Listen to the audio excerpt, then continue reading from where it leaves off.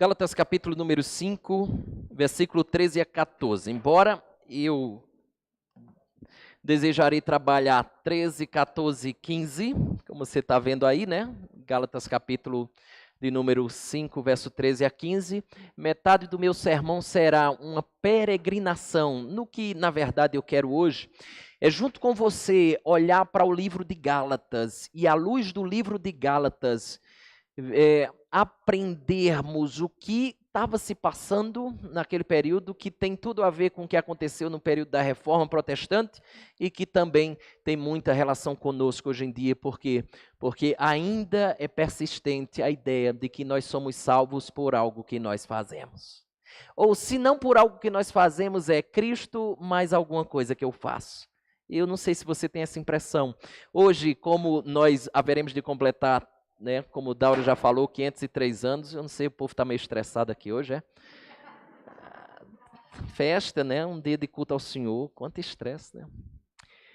E aí eu queria justamente falar sobre a doutrina da justificação e dizer assim para você, ó, a morte e a obra de Jesus, ela nos é suficiente. A suficiência de Cristo. É isso que você precisa entender quando falar a respeito de salvação. Para isso eu queria que você viesse junto comigo para Gálatas 5, 13 a 15, que na verdade será a outra metade do meu sermão tentar chegar aqui. Então vou precisar dar uma corridazinha. Se você não estiver entendendo, a gente conversa depois. Não vai dar para eu parar aqui, vai ter que ser uma corridinha mesmo, tá? Então, por isso que eu quero chamar a sua atenção, para que você esteja junto comigo. Se porventura você está sem Bíblia aí, você não vai pagar bico não, tá? É só você levantar uma mão, a gente vai providenciar uma Bíblia para você, você devolve no final do culto e a gente faz esse trabalho com pessoas que às vezes nos visita, não está com Bíblia nas mãos, e à medida que a gente vai caminhando, às vezes a pessoa sem estar com Bíblia, ela fica, né, perdida, voando, e às vezes se torna monótono e chato. O bom é você mergulhar junto conosco no texto, e caminhando junto conosco, como se a gente estivesse nadando e fazendo assim, ó, avançando e percebendo muitas coisas que tem pela frente. Então, se tiver alguém, tem alguém? Não tem? Então, não tem problema algum. Vamos para a leitura do texto que se encontra em Gálatas capítulo 5, verso 13 a 15. Porque vós, irmãos, fostes chamados à liberdade, porém não useis da liberdade para dar ocasião à carne. Sede antes servos uns dos outros pelo amor. Porque toda lei se cumpre em um só preceito, a saber, amarás o teu próximo como a ti mesmo. Se vós, porém, vos mordeis e devorais uns aos outros, vede que não sejais mutuamente, destruídos. Senhor, graças damos-te pela gloriosa verdade expressa aqui nessa passagem e no livro de Gálatas, nessa carta preciosa. Aqui reside, Senhor, o cerne da grande mensagem que a Escritura nos mostra. Não é por sua obra, é pela obra dele. Nada que façamos é suficiente. Tudo que ele fez nos é suficiente. Ah, Senhor, ajuda-nos a entender essa verdade e sair daqui com toneladas de peso a menos no que tange a trabalhar para se salvar. Dá-nos a graça para isso. Nós assim te oramos, muito agradecidos no nome de Jesus. Amém. Meus queridos irmãos, eu queria hoje aproveitar e falar um pouco com você sobre essa questão da doutrina da justificação. A gente tem uma reunião toda quarta-feira de pastores da nossa denominação e a gente está estudando esse livro aqui, ó. Irmãos, nós não somos profissionais, tentando enxergar o ministério pastoral não como uma profissão.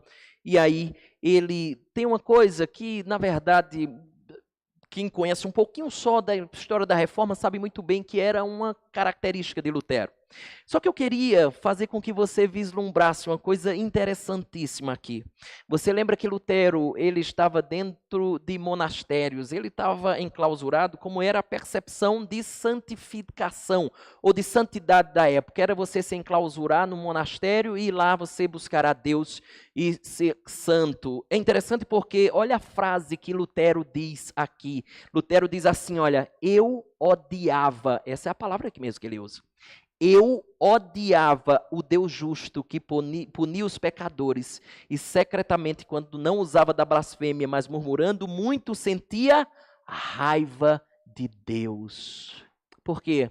Porque Lutero olhava para ele e percebia que ele não tinha, Karine, recursos suficientes para se tornar justo diante de Deus. E a ideia de que Deus é um Deus justo e pune os pecadores, pune todo e qualquer pecado. A gente lembra lá de Adão, lá no jardim, foi só um pecado, não precisou mais de um, foi só um. Ele foi expulso do paraíso. Lutero dizia, eu odeio esse Deus justo que pune pecadores. Por quê? Porque ele sabia que a justiça de Deus também pegaria ele. Um dia ele seria também punido por Deus. E o que é interessante, não resolve o problema você indo para um lugar e ficando restrito dentro de 4 paredes. Lutero muitas vezes usava os trabalhos lá de limpar chão, limpar paredes, de tal maneira que muitas vezes suas mãos ficavam cortadas, como uma ideia de autopunição, para que ele pudesse pagar por esses pecados que ele cometia. Só que aí ele diz uma coisa muito interessante, chama a sua atenção para isso. Ele dizia assim, olha só, depois de dizer isso, escuta só quando ele descobre a doutrina da justificação pela fé e a beleza disso, quando ele olha para Romanos capítulo 1, verso 17. Olha que coisa linda, escute só. Ele diz assim, por fim, pela misericórdia de Deus, meditando dia e noite, observei cuidadosamente o contexto das palavras. Nele se descobre a justiça de Deus de fé em fé, como está escrito, o justo viverá por fé.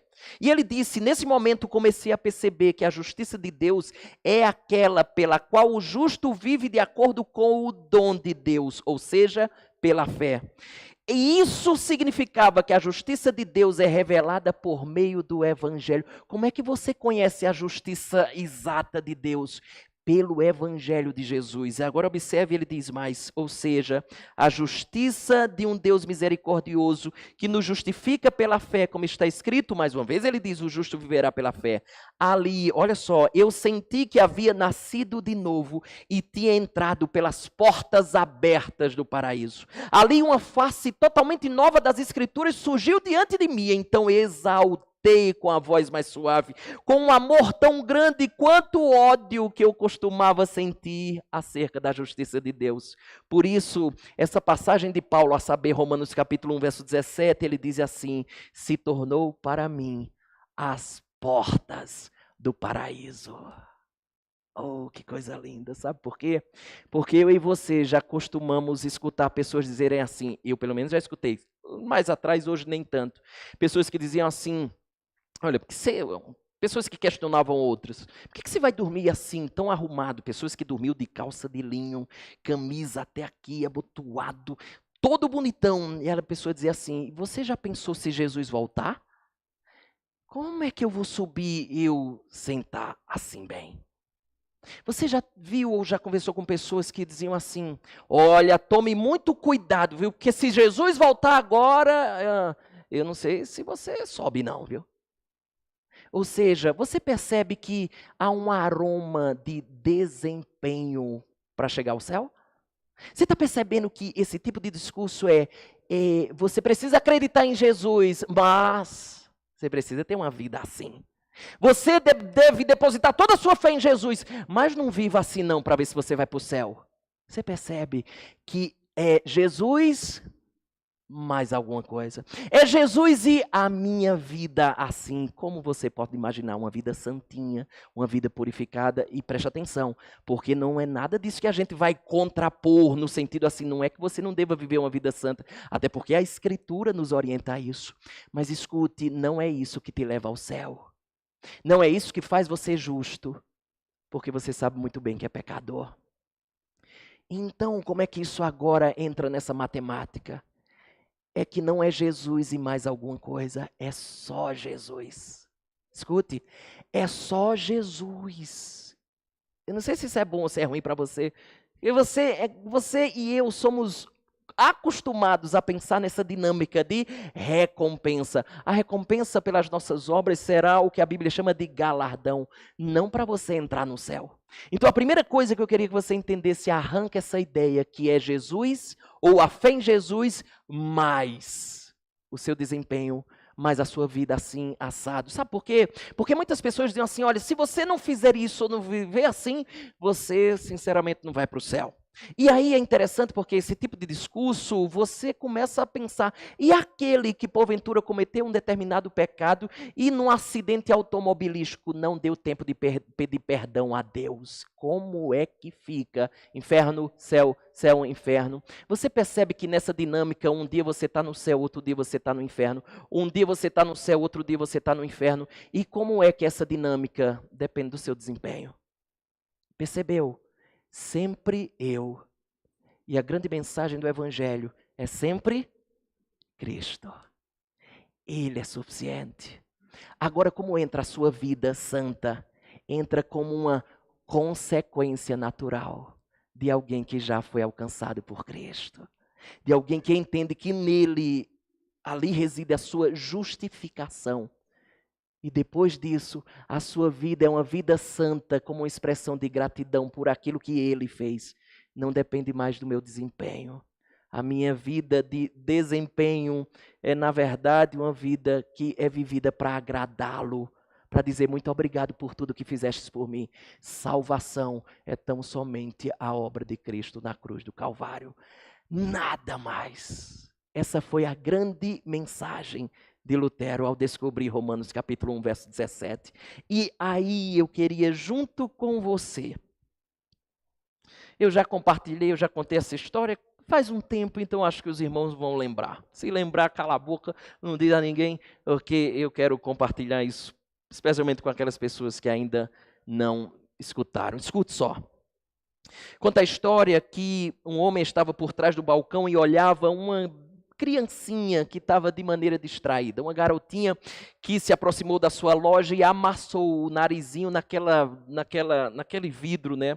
Naquela vitrine ali. Colocou o narizinho, amassou lá e ela estava vidrada. Seus olhos brilhavam porque ela viu um objeto e o objeto era esse aqui, ó. Ela entrou na loja, pediu para ver esse colar de turquesa, de pedra. Turquesa é uma pedra, né? Azul. E ela disse assim, o vendedor meio que eu vou dar essa menina? Ela não vai comprar, isso é caríssimo. Aquela não... Mas enfim, ele simplesmente pegou esse colar e disse assim, qual é o desejo que você quer pegá-lo? Ou por que você quer olhá-lo? Ela disse assim, é para minha irmã. E senhor, pode fazer um pacote bem bonito, tá? O vendedor ficou surpreso e imediatamente chama o dono da loja. E o dono da loja vem, meio que desconfiado, olha para a garotinha e disse assim, quanto de dinheiro você tem para comprar esse colar de turquesa? Ela, sem hesitar, com todo o poder aquisitivo que ela tem, arrancou vários centavos do bolso e jogou assim na mão daquele proprietário. Estava, na verdade, tudo amarradinho num lenço. Ele colocou na mão daquele senhor. Colocou sobre o balcão e disse assim, isso dá? E aí, era de fato apenas algumas moedas que ela exibia orgulhosa. Ela disse assim, senhor, eu quero dar esse presente para minha irmã mais velha. Desde que a nossa mãe morreu, ela cuida da gente e ela não tem tempo muitas vezes para ela. E eu queria dar de presente, sabe por quê? Porque é aniversário dela e eu tenho certeza que ela ficará feliz com o colar. O colar é da cor dos olhos dela. Eu quero dar para ela. O dono da loja ficou tão compadecido que encheu os olhos de lágrima e disse assim, eu vou dizer no final do sermão, pode ser? Eita, faz tempo que eu fiz isso, né? Eu sei que você está com raiva de mim, mas aí você não sai se o sermão não estiver tão bom, só para escutar o final da história. Vamos então? E a gente volta para o início da conversa aqui. Deixa eu avançar. Meus irmãos, eu queria, à luz do que nós iniciamos falando, né, mostrar duas coisas que nós devemos evitar na concepção da doutrina da justificação pela fé. Veja que os Gálatas, eles derivam esse nome exatamente da região da Galácia, que era chamada de Ásia Menor. Essa região aqui, você pode estar vendo que o nome Galácia, não sei se daí de trás vai dar para ver, mas Galácia era toda essa região aí. E você vai perceber que existe algumas cidades que compõem a Galácia. E nesse sentido, quando a gente lê Atos capítulo 13 e 14, você vai perceber que lá foi a primeira viagem missionária do apóstolo Paulo. Foi nessa região, ele passa por essa região e começa a fundar igrejas. Você percebe aí uma cidade chamada Antioquia da Psídia, você vê aí uma cidade chamada Icônio, Listra, Derbe, e cidades outras que ficavam na Galácia, onde Paulo passeou, fundando igrejas. E a carta aos Gálatas foi exatamente endereçada a estas e talvez a outras igrejas também que faziam parte dessa região. Portanto, é uma preciosíssima carta que fala sobre a doutrina da justificação pela fé. Como Lutero disse assim, Gálatas é a minha epístola. Ele dizia isso porque foi uma das cartas mais utilizadas por ele ao lado de Romanos para entender essa preciosa doutrina da justificação pela fé. Outra coisa que eu gostaria de destacar, antes de nós adentrarmos na peregrinação pelo livro de Gálatas, é que nós temos diante de nós o livro talvez mais antigo do Novo Testamento, talvez seja Gálatas. Para alguns, por exemplo, é o segundo mais antigo do Novo Testamento, uma vez que Tiago, alguns entendem, como por exemplo o Augusto Nicodemos, pastor Augusto Nicodemos, entende que é Tiago a carta mais antiga e Gálatas seria o segundo documento mais antigo. A pergunta é, o que tem a ver com justificação pela fé, toda essa questão de ser antigo ou ser recente ou coisa do tipo? É simples, porque se de fato este é o documento mais antigo ou o segundo documento mais antigo, você e eu temos a certeza de que essa doutrina logo cedo ela era crida e pregada pela igreja da época. Ela era conhecida, pregada e crida entre os cristãos desde cedo. Portanto, o propósito de Paulo, quando escreveu essa carta, era fortalecer os irmãos na doutrina da justificação pela fé. Por que ele estava tentando fazer isso? Porque dentro da igreja se introduziu o que ficou conhecido como judaizantes.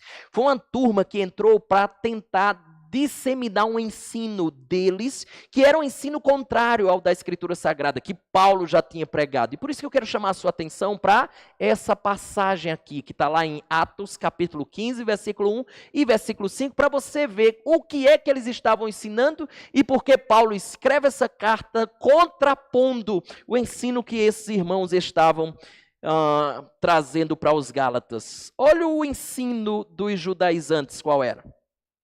Vai lá comigo, Atos capítulo 15, versículo 1 e versículo 5. Vamos lá.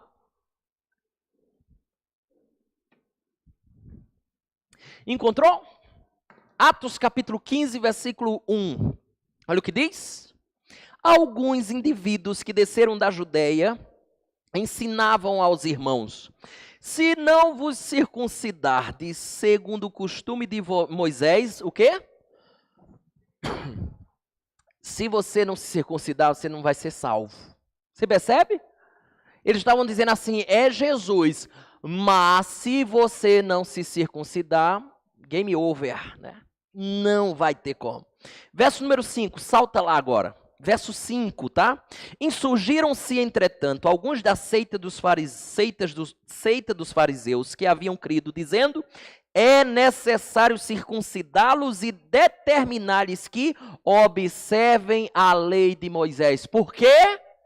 Porque se vocês não se circuncidarem, nem observar a lei de Moisés, vocês não serão salvos. Então, para eles era mais ou menos assim: fé em Jesus, mais circuncisão, mais a observância da lei de Moisés.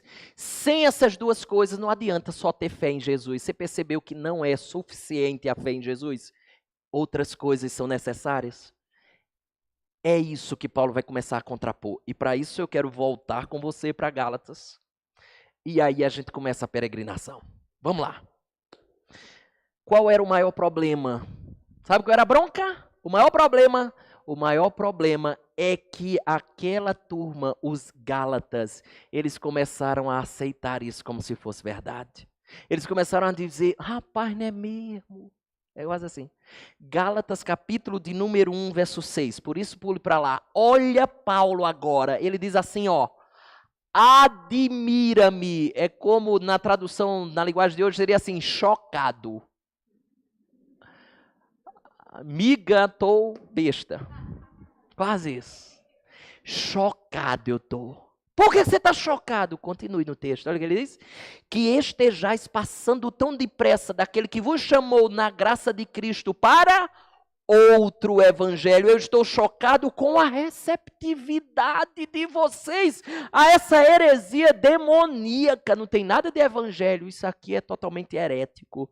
É impressionante também nos dias de hoje como muitas vezes acontece isso com os cristãos. Parece uma novidade. Aí corre todo mundo. Nem se pensa no que está sendo ensinado lá. Mas segue. Por que eu estou chocado? Verso 7. O qual não é outro, ou seja, não é evangelho, gente. E aí ele deixa claro que tem gente que está trabalhando isto. Olha o que ele diz. O qual não é outro, senão que há alguns que vos perturbam e querem perverter, distorcer, né? O evangelho de Cristo Jesus. Mas escutem, verso 8 e 9, olha o que ele diz. Mas ainda que nós ou um anjo vindo do céu vos pregue evangelho que vá além do que vos tenham pregado, seja anátema, um evangelho diferente do que temos pregado, daquele que pregamos, seja amaldiçoado. Essa é a palavra anátema. E ele diz, verso 9, assim como já dissemos, e agora repito, se alguém vos prega evangelho que vá além, um evangelho diferente, tá? O além aqui, daquele que recebeste, seja anátema. Se prega outro evangelho, é amaldiçoado, não é abençoado por Deus. Ele está dizendo assim, eu sei que os judaizantes estão aí querendo circuncidar vocês, e estão querendo fazer com que vocês observem a lei de Moisés para salvação. Então, isso é anátema. E se um anjo do céu vier falar outra coisa, pouco importa a sua experiência mística com o anjo. Eu quero que vocês se mantenham naquilo que nós ensinamos. Isso é muito comum também nos nossos dias. Já viu gente assim, olha, tive uma revelação, um anjo apareceu para mim, e eu estava no meu quarto, escovando os dentes, ou coisa desse tipo, e bam, apareceu o anjo, e me trouxe revelações. Certa vez eu estava com um rapaz, e ele disse assim, pastor, Deus me deu uma revelação. E que conta, santo. Deus disse que tinha uma outra esposa para mim. Outra esposa? A sua morreu, foi? Não, pastor, é que Deus está querendo rejuvenescer a minha história. Que coisa linda. Foi uma revelação do céu. Foi uma revelação angelical, isso aí foi... Ok, deixa eu dizer uma coisa para você, ela foi totalmente diabólica. Porque muitas pessoas, elas tendem ao subjetivismo do que para o objetivo, ou para a parte objetiva, que é para a palavra de Deus. Muitos estão encantados com revelações e todas essas outras coisas que são subjetivas. O que você vai dizer para um indivíduo desse, a não ser que ele diga que aquela revelação trouxe um ensino totalmente conflitante com o que a verdade objetiva de Deus nos traz. Senão, fica tudo no subjetivo. E aí você já viu, né? Perigosíssimo, e Paulo está dizendo, pode vir o anjo do céu pregar outra coisa, nunca esqueça, é maldição, seja amaldiçoado. Mas continue que a gente tem muita coisa ainda. Capítulo 2, vamos dar um salto aí, capítulo 2, verso 16, olha o que ele diz. Eu quero dizer, vocês estão sendo assediados pelos judaizantes que dizem, se não se circuncidar e não guardar a lei de Moisés, não vão ser salvos. Mas deixa eu dizer uma coisa para vocês, olha que coisa linda que a doutrina começa a ficar clara aqui. Verso 16, capítulo 2. Sabendo, contudo, que o homem não é justificado por obras da lei, não é justificado pelo que você faz. Não é justificado pelas suas obras, pelas suas ações. Mas como que você é justificado? E sim, mediante a fé em Cristo Jesus. Também temos crido em Cristo Jesus, para que fôssemos justificados pela fé em Cristo, e não por obras da lei, pois por obras da lei ninguém será justificado. Ele está mais ou menos assim. Você quer viver mediante a sua performance para alcançar a salvação? Deixa eu dar uma notícia ruim para você. Eu aviso logo, você não vai conseguir. Ninguém é justificado. Por quê? Porque você é pecador, porque você já pecou, porque você já está condenado pela lei. Se você acredita na justificação pela lei, você anula a graça de Deus, e é como se a morte de Jesus nem fosse necessária. Ô santo, você tem capacidade em si para se salvar? Para que Jesus veio? Qual o sentido de Jesus vir à terra? E é isso que Paulo vai dizer no verso 21 do próprio capítulo 2. Joga os olhos lá. Vamos lá, joga os olhos lá. Diz assim: não anulo a graça de Deus. Eu não anulo, Paulo está dizendo, mas vocês, quando agem assim, vocês estão anulando a graça de Deus. Pois se a justiça é mediante a lei, segue-se que morreu Cristo em vão. Ou seja, não adiantou de nada, foi em vão. Se Jesus sabia, ou se Deus sabia que vocês seriam salvos, para que então que ele veio? Não teve necessidade alguma. É isso mesmo que vocês estão querendo dizer? Escutem, nem no passado foi assim. Não sei se já foi uma pergunta sua, mas muitas pessoas perguntam assim, olha, como é que as pessoas se salvavam no passado? Porque tudo bem, agora que Jesus veio, a gente diz assim, depositamos fé em Jesus e aí somos salvos. Mas quem veio antes de Jesus lá no Antigo Testamento, como é que essas pessoas eram salvas? Nunca foi pelas obras. Nunca foi pelas obras. Nunca foi por desempenho. Por isso que ele diz o que diz no capítulo 3. E aí você salta comigo para o capítulo 3. Olha o verso 10 junto comigo lá. Nunca foi por desempenho. Ei, Abraão, tem um cabo mais antigo aí? Tem, né? Noé, mas Abraão é o antigão, né? O patriarca mor. E ele diz assim, verso 6, Gálatas 3:6, é o caso de Abraão que creu em Deus, e isso lhe foi imputado para a justiça. O que é que Paulo está dizendo? Ei, presta atenção, nem com Abraão a dinâmica foi assim, desempenho, salvação, um mau desempenho está perdido, nem com Abraão foi assim. Ele creu em Deus, e essa fé em Deus foi lhe imputada por justiça. E escute, se você quer viver por desempenho, né, por obras da lei, salte para o verso número 10, 11, na verdade, é o texto que a gente está vendo, né? Ele diz assim, todos quantos, pois, são das obras da lei estão debaixo de maldição, porque está escrito, maldito todo aquele que não permanece em todas as coisas escritas no livro da lei para praticá-las. E é evidente que pela lei ninguém é justificado diante de Deus, porque o justo viverá pela fé. Ele está dizendo assim, olha, beleza, você vai viver pela lei, ok, quer ir pelo desempenho para alcançar a salvação, tem problema nenhum não, é só você ser perfeito. E aí? Alguém aqui se habilita? Não, que você sabe que é pecador. Não tem aquela coisa que a gente pergunta assim para as pessoas, e aí, você tem certeza que vai ser salvo? Ele diz assim, se eu merecer, é assim? Deus que sabe. Não, se a dinâmica é essa, você está frito. Você é pecador, você pecou. Então, diante dessa verdade, os Gálatas precisavam ser, né, chacoalhados ali. E ele diz, irmãos Gálatas, presta atenção, vivemos pela fé em Cristo, foi Ele que nos resgatou dessa maldição. Que maldição é essa? De que quando eu cometo o pecado, Deus haverá de me punir por esse pecado cometido. Mas como eu vivo pela fé em Cristo, essa punição já foi derramada na vida de alguém. Veja, capítulo 3 ainda, verso 13, olha o que ele diz. Cristo nos resgatou da maldição da lei, fazendo-se Ele próprio maldição em nosso lugar. Ele tomou o meu lugar. Vocês estão perdendo isto de vista, estão desprezando o sacrifício de Jesus e não estão entendendo o propósito da lei de Deus. A lei nos serviu para algo. Que algo foi esse? Salta para o verso 24, corre lá.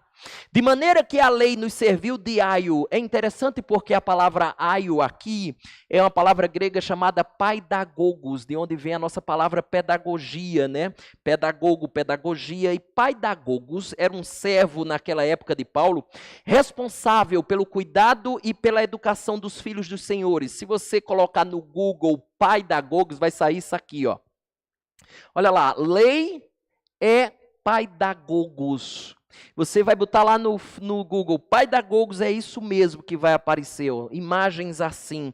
Essa última aí, a imagem de escultura, e embaixo você não está vendo, está meio ruim, mas diz assim, olha, pequenas imagens gregas não estou lendo, não estou conseguindo ler aqui, retratam o escravo pedagogo conduzindo para a escola a criança. Era isso esse era o paidagogos, pegava as crianças dos senhores e levava para as escolas. Era obrigação deles acompanhá-los nas brincadeiras, conduzi-los para a escola pública, exercerem constante supervisão sobre o comportamento das crianças e segurança. Tanto é que uma tradução literal desse termo seria assim, ó, uma pessoa que conduz uma criança. Quando essa criança chegava à maioridade, ele não estava mais sujeito ao aio, ao paidagogos. Veja uma vez mais o que Paulo aqui diz, continuando o versículo 24. De maneira que a lei nos serviu de paidagogos para nos conduzir a Cristo.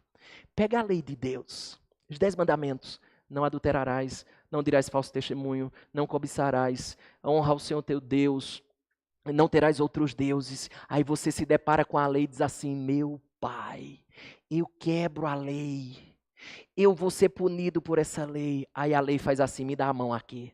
Aí pega na nossa mão e diz assim, olha, deixa eu te deixar no lugar que você deve.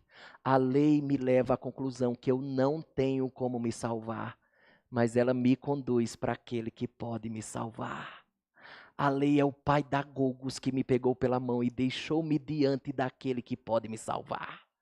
Essa é a beleza da lei de Deus, é perceber que eu não tenho capacidade em mim mesmo, mas me conduzir para aquele que tem capacidade para me alcançar. Por quê? Porque ele não quebrou em momento algum a lei de Deus, a lei que ele estabeleceu. Então a lei nos leva àquele que pode nos salvar, nos leva a Cristo. E é por isso que Jesus foi enviado. Pula para o capítulo 4, verso 4 a 5, ele diz assim: vindo, porém, a plenitude do tempo, Deus enviou seu Filho, nascido de mulher, nascido sob a lei, para resgatar os que estavam sob a lei, a fim de que recebêssemos a adoção de filhos. É assim que nós saímos debaixo da maldição da lei e nos tornamos filhos de Deus. É Cristo, tão somente Cristo.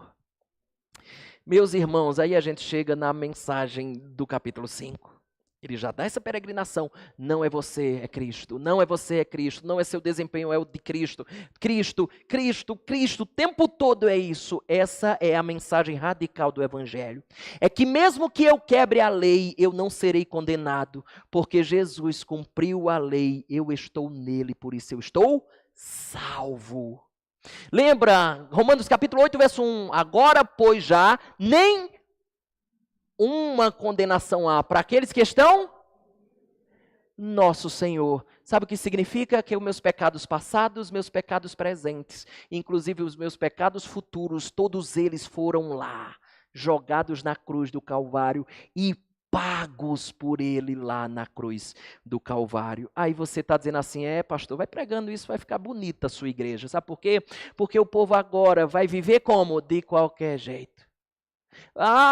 Pecados foram todos perdoados. Então é assim, pode viver de toda forma. Essa é a conclusão que Paulo diz assim, você só entendeu uma parte. Você precisa entender o outro lado da questão. E é por isso que Paulo também começa a orientar o povo. Sabe por quê? Porque muitos acham que a doutrina da justificação pela fé promove libertinagem, que as pessoas vão viver de toda maneira, porque os Gálatas também eram pagãos, e é sobre isso que Paulo começa a dizer. Joga os olhos agora no verso 1 do capítulo 5 de Gálatas, olha como a coisa começa a ficar interessante, se é que já não estava, né?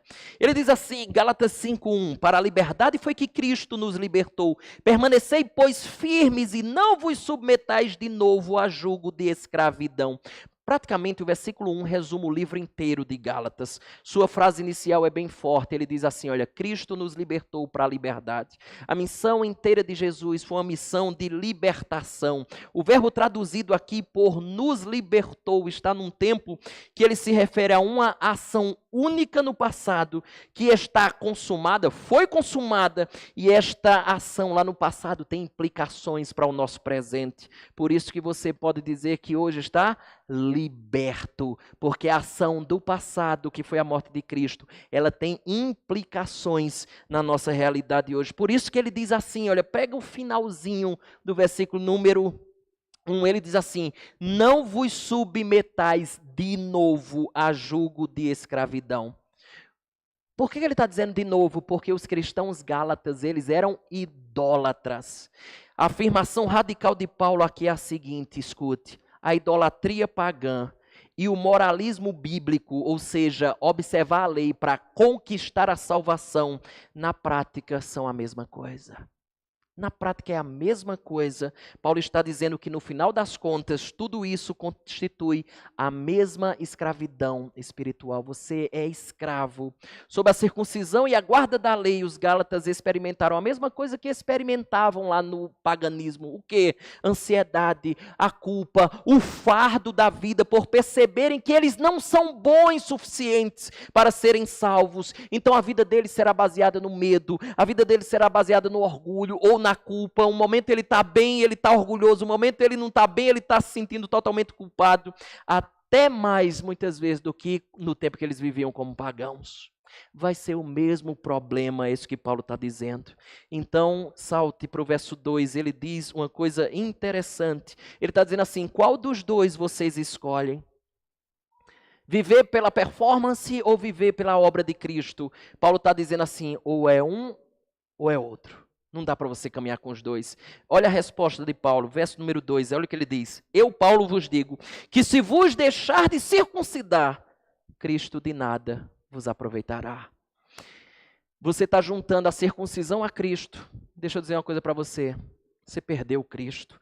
Quando vocês acrescentam algo a Cristo, vocês subtraem o próprio Cristo. Ou ele é tudo, ou ele não é nada.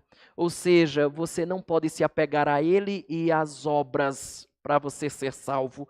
Se é para viver pelas obras, então, verso 3, olha o que ele diz. De novo testifico a todo homem que se deixa circuncidar que está obrigado a guardar toda a lei. E aí, observe que este tipo de conduta faz com que algo terrível aconteça. Olha o verso 4. Verso 4 diz assim, de Cristo vos desligastes, vós que procurais justificar-vos na lei da graça decaístes. Ou seja, quer viver pela lei da graça, você decaiu.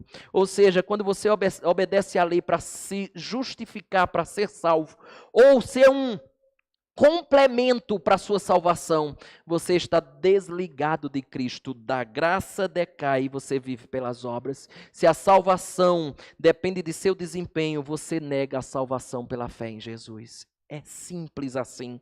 Aqui não é que o crente perde a salvação, porque no versículo 5 e 6 ele vai deixar isso muito claro. Então salte para lá, verso 5, olha o que ele diz.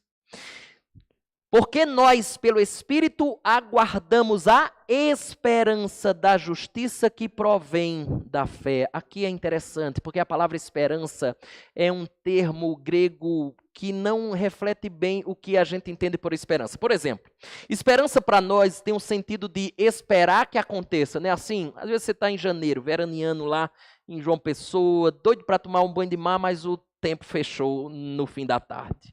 E você percebe que está nublado mesmo de noite e de repente você pergunta a seu companheiro de quarto, alguém lá, diz assim, será que amanhã vai fazer sol?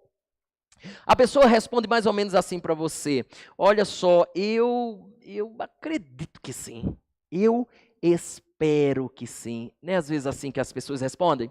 Então, é tipo, você está até confiante que sim, mas é algo que você não tem como garantir. Eu não tenho como garantir, mas eu espero que sim. Espero que aconteça. Porém, o termo que é usado aqui para esperança, né? O termo que ele usa aqui no verso número... Aguardamos a esperança, não é esse tipo de esperança, eu espero que sim, eu espero que dê certo. A expressão melhor para a tradução aqui é certeza absoluta. Lê com certeza absoluta agora. Nos dois sentidos, né? Leia comigo. E lê mudando a expressão esperança. Olha o que ele diz. Porque nós, pelo Espírito, aguardamos a certeza absoluta. Aguardamos o quê? Com certeza absoluta da justiça que provém da fé. Eu não tenho dúvidas que essa justiça vem pela fé. Nós simplesmente aguardamos essa justiça. O que ele está dizendo? Você não trabalha por essa justiça. Você aguarda essa justiça. Paulo está afirmando que podemos viver hoje à luz dessa acolhida futura. Não é por desempenho. Você tem certeza absoluta que tudo isso acontece por fé. Mas salta para o verso 6, ele diz assim, olha a bomba que ele solta aqui. Porque em Cristo Jesus nem a circuncisão, e isso significa as obrigações religiosas, nem a incircuncisão, que aqui representa o paganismo, a imoralidade, tem valor, ou seja, tem poder algum, mas a fé que atua pelo amor. Qual é o ponto aqui? Paulo está dizendo assim, nem a religiosidade, nem a falta dela estabelece uma relação com Deus. Olha como isso é forte. Nem a religiosidade, nem a falta de religiosidade, ela estabelece uma relação com Deus. Paulo já disse que nossa aceitação é pela obra de Cristo. E por isso nós aguardamos com absoluta certeza essa justiça que vem de Deus. Portanto, ao tratar da religião e da não religião, valendo ou podendo coisa alguma, ele quer dizer que elas não servem para nada em se tratando de retidão com Deus. Você, mais ou menos assim, meu bom desempenho não me acerta com Deus, ou não faz com que as minhas contas sejam acertadas com Deus, nem meu desempenho ruim me torna mais perdido e desesperado. Tudo permanece tão perdido quanto antes e tão apto a ser salvo quanto antes. Nem ser religioso e não ser religioso, tudo é a mesma coisa. E o que tem valor, que ele diz aqui, ou poder, como ele fala. Olha o que diz o verso 6, finalzinho, ele diz assim, mas a fé que atua pelo amor. O que ele está dizendo é uma coisa linda, presta atenção nisso. Ele está dizendo assim, olha, a fé impulsiona o amor. Tem, às vezes a gente está querendo aprontar uma coisa com o nosso amigo, ele está na beira da piscina, a gente tem aquela ideia fantástica de empurrá-lo dentro com roupa e tudo. A gente chega assim por trás e pá, dá um impulso que ele precisa, né? Às vezes está faltando coragem, está só o impulso. Ele está dizendo que a fé é o impulso para o amor. E aqui é mais ou menos assim, olha, aprendi que Deus me amou não pelo que eu faço, pelo meu desempenho. Eu entendi que Ele me amou apesar de quem eu sou. Ele me amou por pura graça. E você se conhece bem, tanto quanto eu me conheço bem. E este ensino, essa fé, esse aprendizado nos levará ao amor. Como? Quando nós servimos uns aos outros, não pelo que eles podem nos dar de volta. Olha que coisa linda. Eu ajo com amor para com o próximo, não pelo desempenho dele para comigo. Mas eu ajo em amor para com ele, porque eu entendi, a minha fé diz, que o meu Deus me amou quando eu era pecador. Por graça. Não pelo desempenho, mas por graça, ele me amou. Por isso, faça a mesma coisa com aqueles que estão ao seu redor. Salta para o verso 7, ele diz assim, vós corrieis bem, quem vos impediu de continuar a obedecer à verdade? O que ele está dizendo aqui é que vocês estavam correndo bem, vocês acreditavam só em Jesus, de repente vocês acreditavam que era Jesus mais alguma coisa.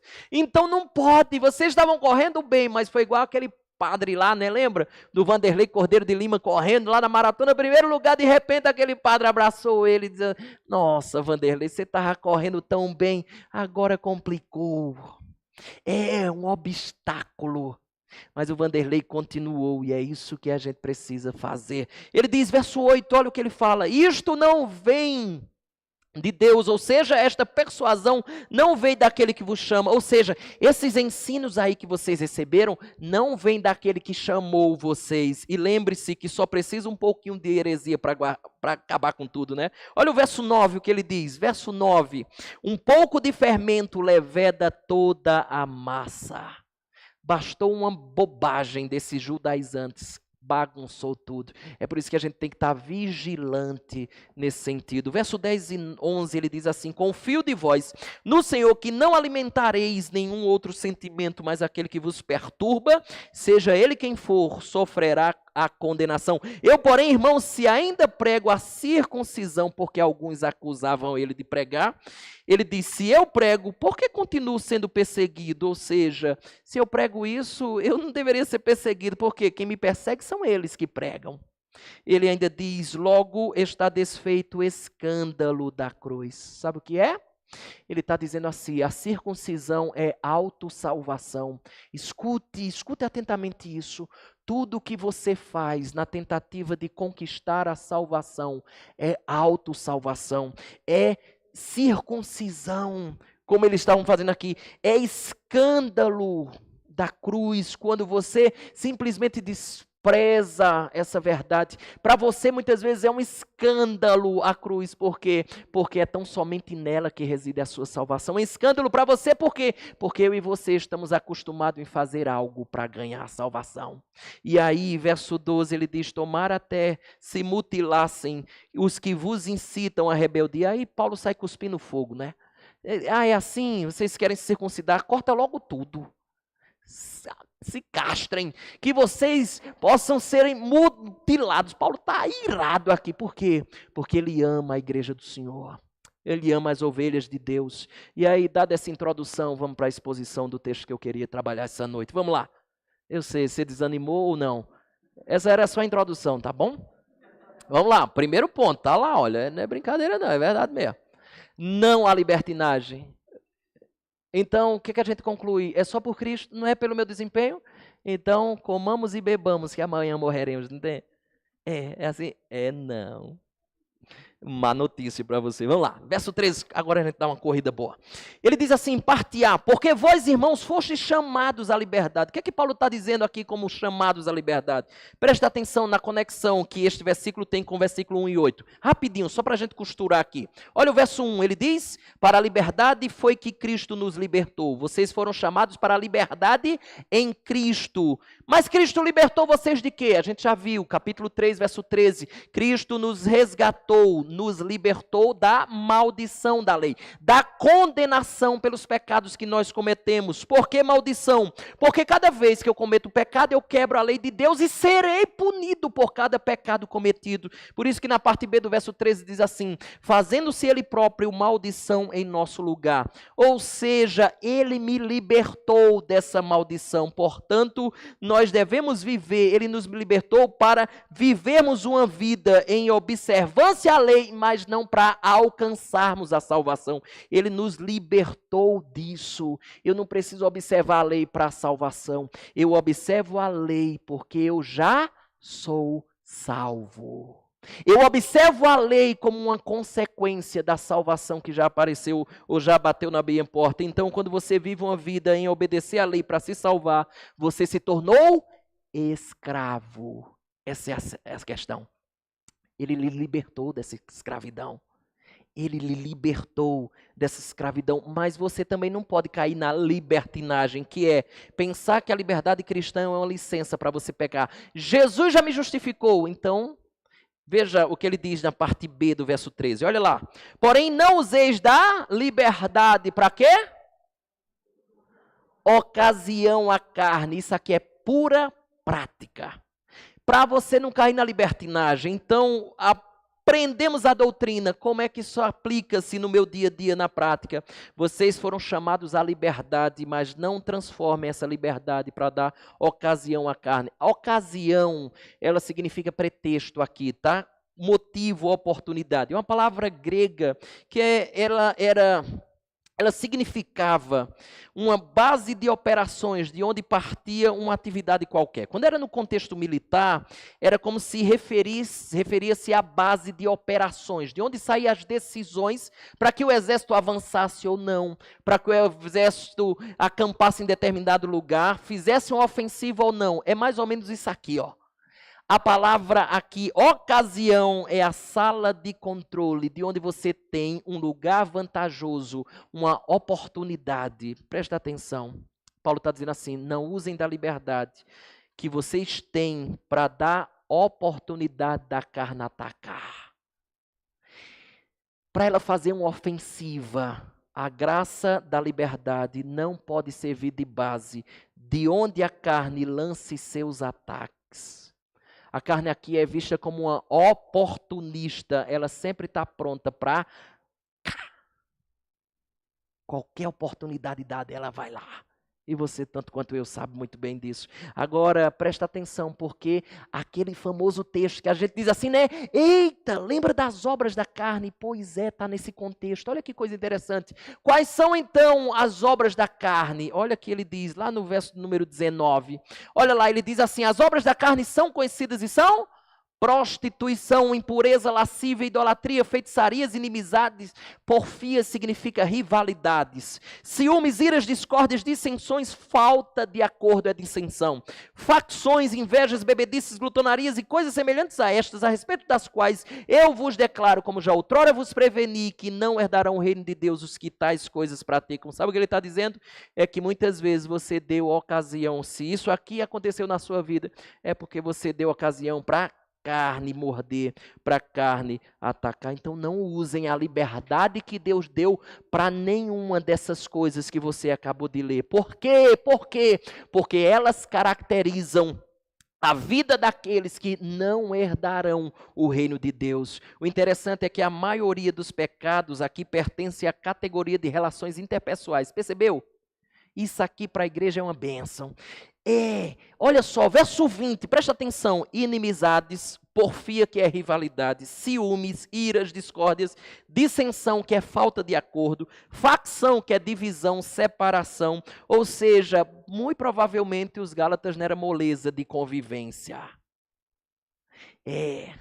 Muitos dos pecados da carne que ele está relatando aqui se refere a relações interpessoais. Ok, mas qual é o caminho para você usar a liberdade de maneira certa? Olha a parte final do verso 13. Olha lá, vamos lá. Sede antes servos uns dos outros como? Pelo amor. Ele diz assim, não briguem uns com os outros, mas...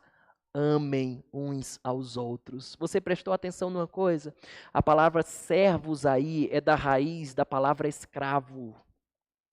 Poderia ser traduzido aqui por escravos. Não parece uma contradição, né? Porque o tempo todo ele está dizendo assim, não seja escravo. Mas aqui tem uma coisa interessante. Aqui tem algo lindo. Ele está dizendo que a verdadeira liberdade se realiza na escravidão do amor. Olha a lindeza disso aqui. A verdadeira liberdade, ela se realiza na escravidão do amor. Por que é isso aqui?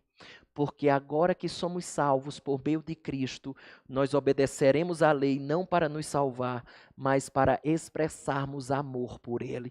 E não só isso, a fé que impulsiona o amor, João 14, 21 diz assim, aquele que tem os meus mandamentos e os guarda, esse é o que me ama. Mas já que a fé impulsiona o amor, eu queria que você viesse para essa frase comigo.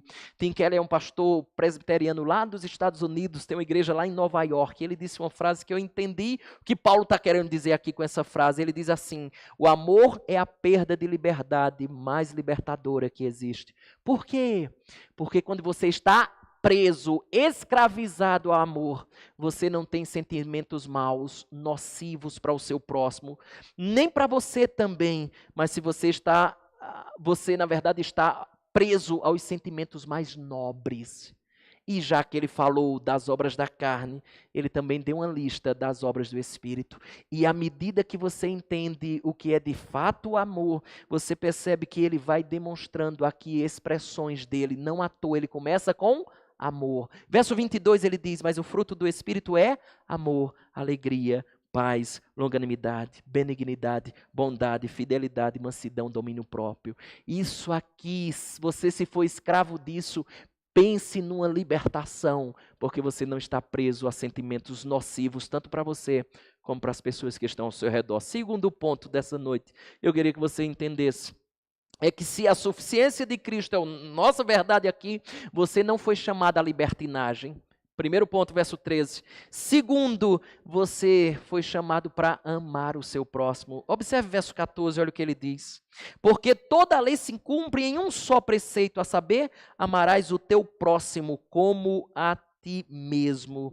Por isso que João escreveu assim, ó, se alguém disser, amo a Deus e odiar a seu irmão, é mentiroso, pois aquele que não ama a seu irmão, a quem vê, não pode amar a Deus, a quem não vê. E é por isso que Paulo está dizendo, finalzinho do verso número 23, dos famosos frutos do Espírito, contra estas coisas não há lei. Faça o tempo todo. Faça o tempo todo. Terceira e última coisa que eu queria que você entendesse é que Deus nos chamou para edificar, não para destruir. Olha que coisa interessante, a doutrina da justificação pela fé está me chamando a não viver como libertino, mas como levar uma vida santa, como uma expressão de gratidão por aquilo que Ele fez por mim.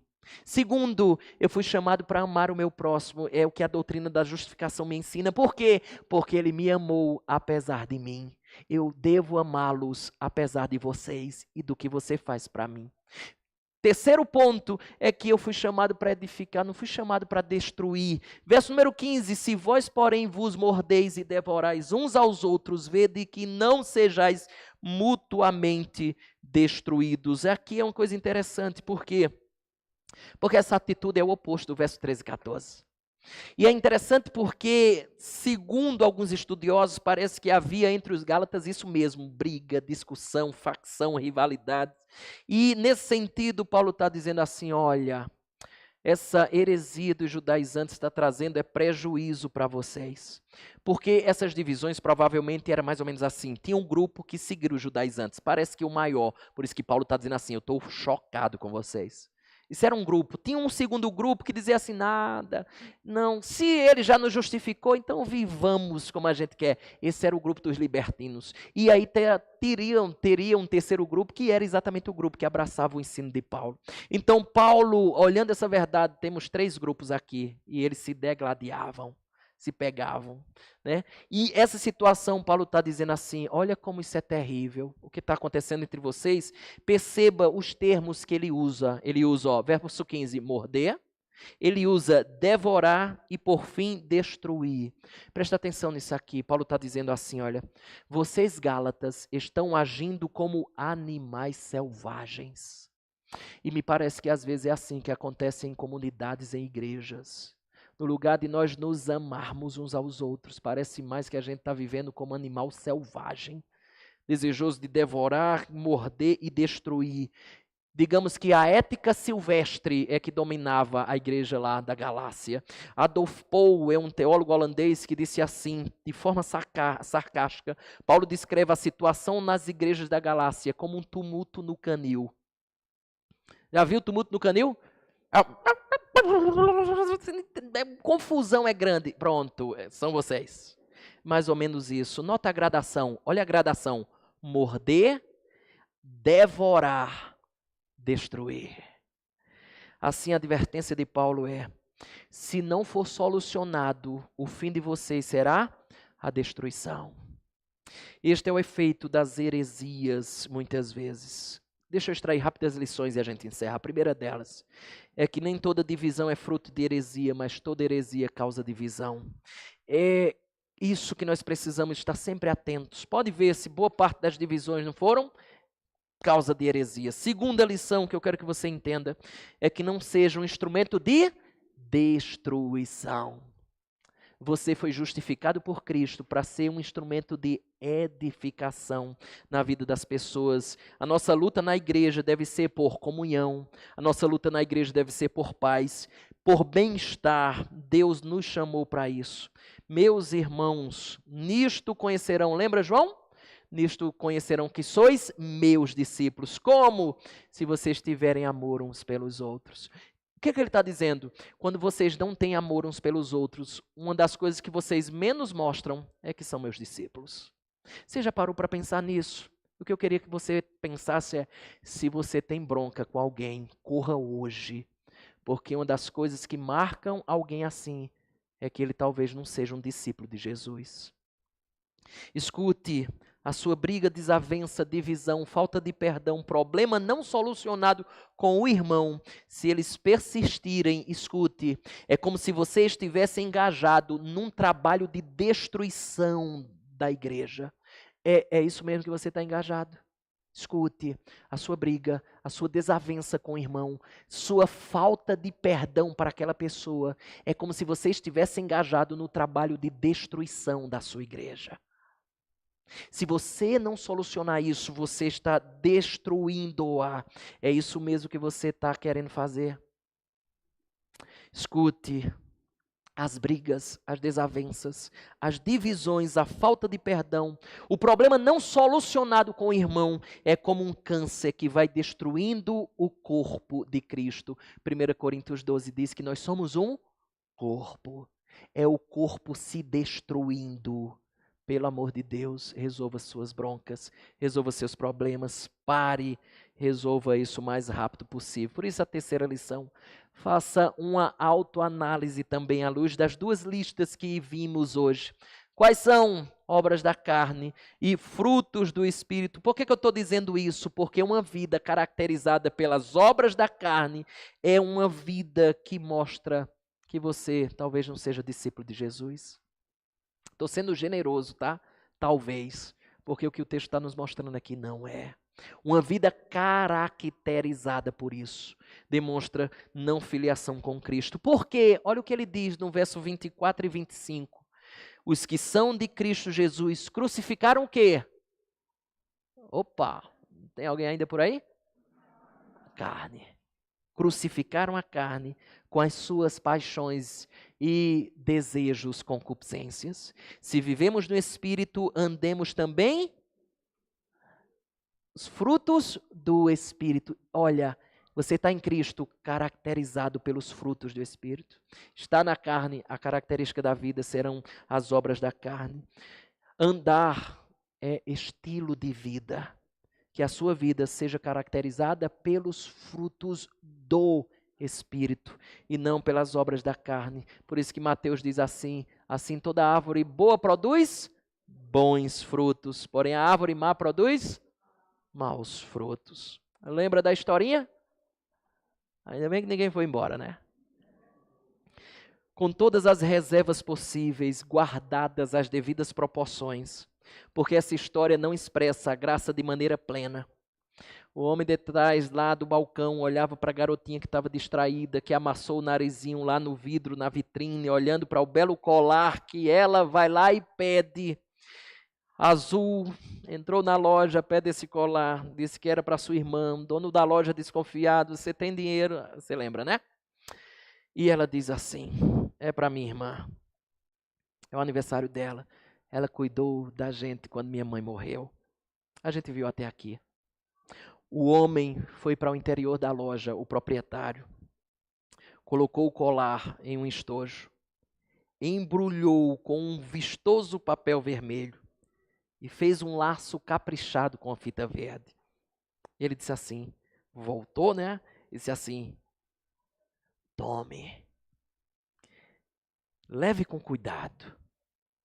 A garotinha pegou aquele colar e saiu saltitando no meio da loja, sem querer nem saber o que as pessoas estavam pensando.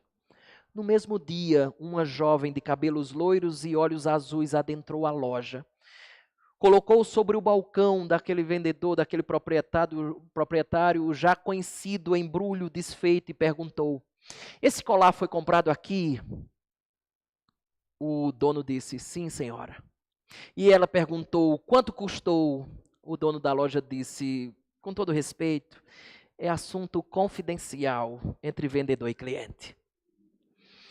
E ela disse assim, a minha irmã tinha somente algumas moedas. O colar é verdadeiro ou não? Ele disse, claro que é. Ela não teria dinheiro para pagá-lo. O homem tomou o estojo, refez o embrulho com extremo carinho, colocou a fita e devolveu para aquela jovem e disse as seguintes palavras, que eu queria que isso penetrasse o seu coração e a sua mente como uma faca afiada, a fim de ir lá no cerne, no âmago da sua vida. Ele disse as seguintes palavras: ela pagou o preço mais alto que qualquer pessoa pode pagar. Ela deu tudo o que tinha. E ele disse: está pago.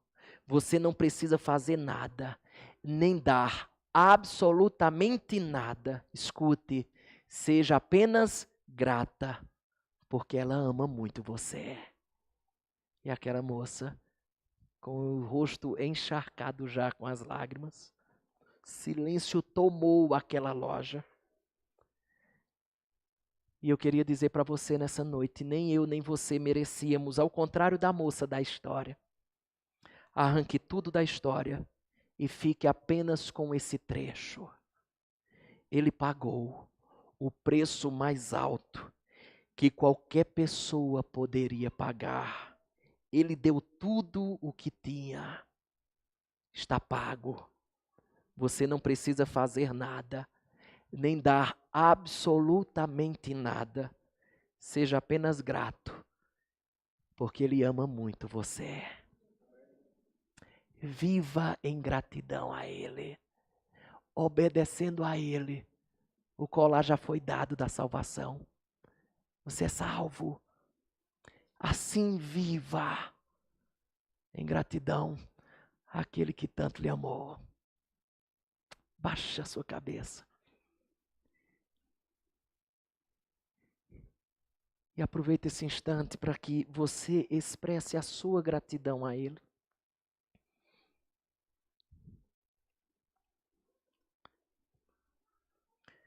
Não existe absolutamente nada em nós. E escute, nem nada que poderíamos fazer para conquistar. Ele já pagou. Ele já pagou. Cristo é suficiente. Não precisa de mais nada. Cristo, tão somente a obra de Cristo.